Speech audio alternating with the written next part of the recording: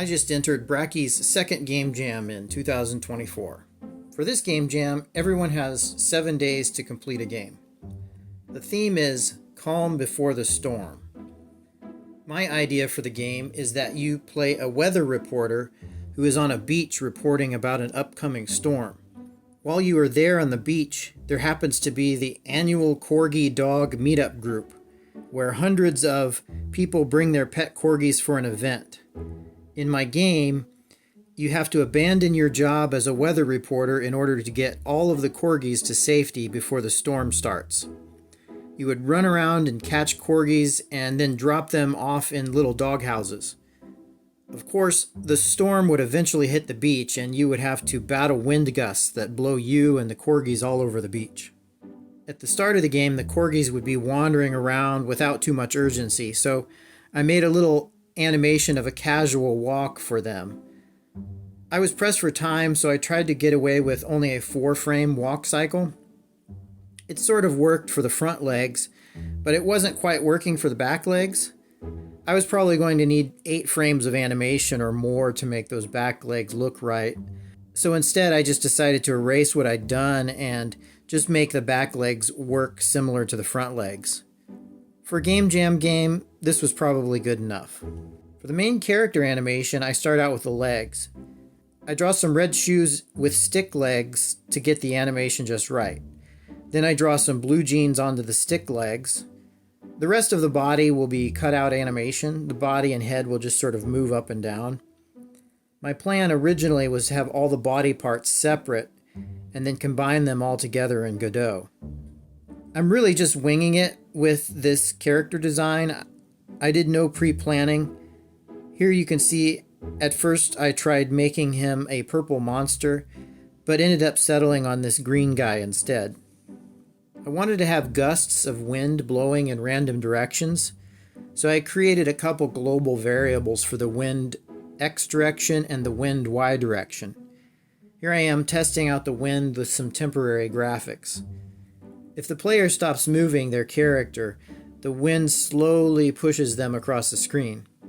I created particles that would later become leaves. The global wind variables also controls the direction of the particles.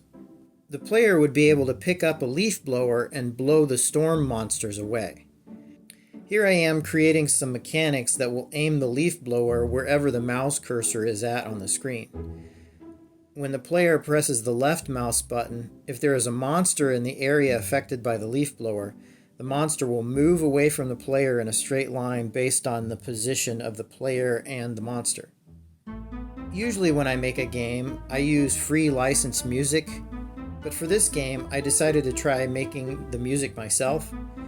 I barely did anything really. I found some classical sheet music for In the Hall of the Mountain King, then brought it into Cubase and assigned instruments to different tracks.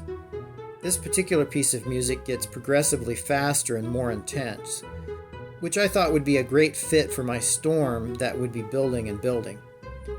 I even further exaggerated this by creating 4 different tracks of the music that were 80, 90, 100, and 120 beats per minute. In my game, I would play the faster and faster version of the song, one after the other, to emphasize the acceleration. Once the corgi animation is done, I bring the frames into Godot. I create a script that makes the corgi wander around the level. Don't worry if he's walking backwards, I'll fix that later. Trying to combine all the main player's body parts together in Godot turned out to be way more complicated and convoluted than I'd hoped. I don't even know what I was trying to do with the arm swings here. Eventually I went back to Aseprite and animated everything there. I even decided no arm swings. It was just simpler to have him hold his hands up like he is running around urgently. Once I created the animations for the main player as sprite sheets, I bring them into Godot. I assign each animation a name and script them to play at appropriate times. The main character has 3 different animations. He has a main running animation, running with a leaf blower animation, and then animation of him spinning around when a tornado monster runs into him. I turn off the player controls when the player gets hit by a tornado monster so that the spinning animation makes it feel like he's stunned.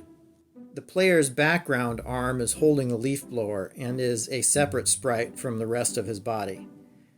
When you start the leaf blower, I added some sprite animation of wind lines that shoot out of the leaf blower in sort of a cone shape.